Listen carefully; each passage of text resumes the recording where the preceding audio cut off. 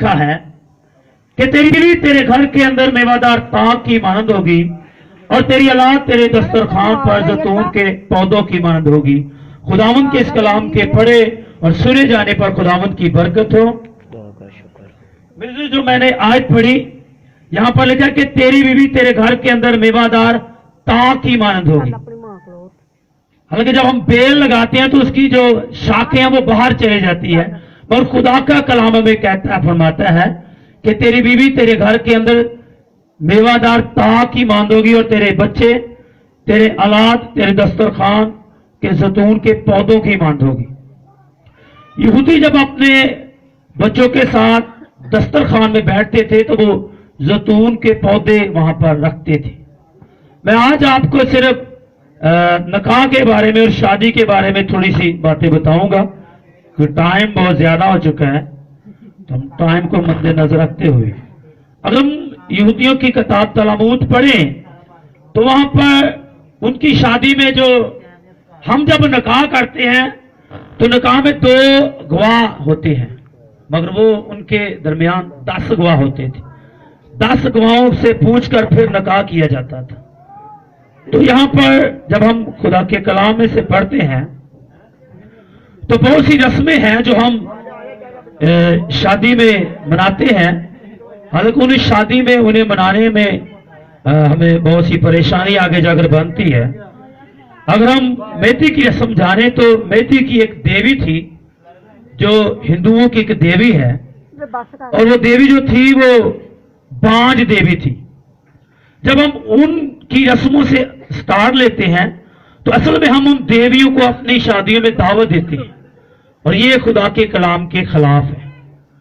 अगर हम खुदा के कलाम में से पढ़ें, जैसे कि आज पहले खुदा का कलाम बयान किया गया है, कोई रस्म नहीं अपनाएगी, ये पहली रस्म है जो हम खुदा के कलाम की रस्म अदा कर रहे हैं। ये अच्छी बात है, सबसे पहले खुदा को दावत देना, ताकि हमारी बकाया जिंदगी जो है वो खुदा के साथ अटैच रहे, हम खुदा के साथ लिपटे रहें, चिपके रहें।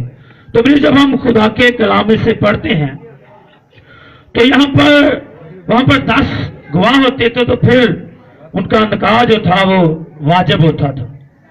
फिर हम एक और वहां पर एक रस्म देखते हैं उनकी, और वो रस्म ये है कि यहूदी लोग जो थे वो अपनी जो थी उनका एक पटका होता था जो सर पर रखकर वो दुआ करते थे, शरीयत का कानून था। तो यीशु मसीह भी ऐसे ही दुआ करते थे, मगर यीशु मसीह जब दस्तरखान पर आए तो यीशु मसीह ने वहां पर एक प्याला लिया और 12 शागिर्दों को दिया।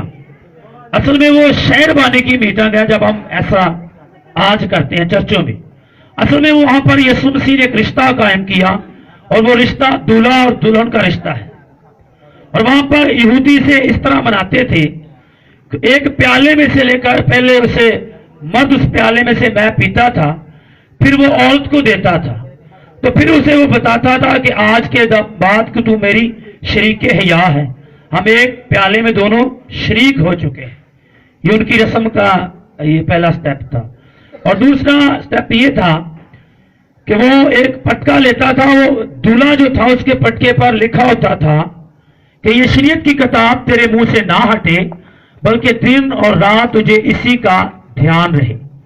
तो फिर जब वो शादी की रस्म में निकाह की रस्म के पास जाते थे तो दूल्हा अपना जो वो पल्लू था उसके सर पर डाल देता था।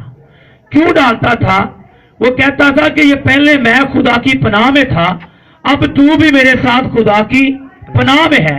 और वो एक आयत बोलते हैं जो 91 ज़बूर में लिखी है कि जो हक ताला के पर्दे में रहता है वो कादर मुतलक में सुकूनत करेगा।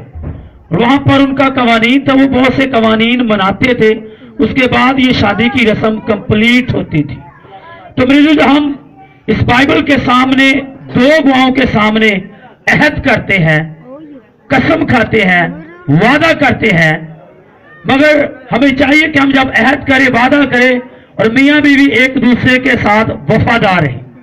अगर हम खुदा के कलाम में से पढ़ें तो अब्राहम की बीवी उसे खुदावंद कहती थी। खुदावंद का मतलब है मालक। वो कहती थी कि तू मेरा मालिक है।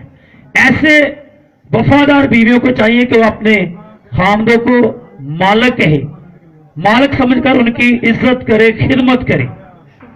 और इसी तरह बेटों को भी, दूल्हों को भी ये होना चाहिए कि वो भी अपनी बीवियों की मदद करे, हेल्प करे, और जितनी हो सके उनकी वो उनकी अगर वो बीमार हो तो उसकी ताबेदारी भी करे। कोई हर्ज नहीं है, क्योंकि हम दोनों खुदा के कलाम पर हाथ रखकर इस वादे को पूरा करने की कसमें खाते हैं।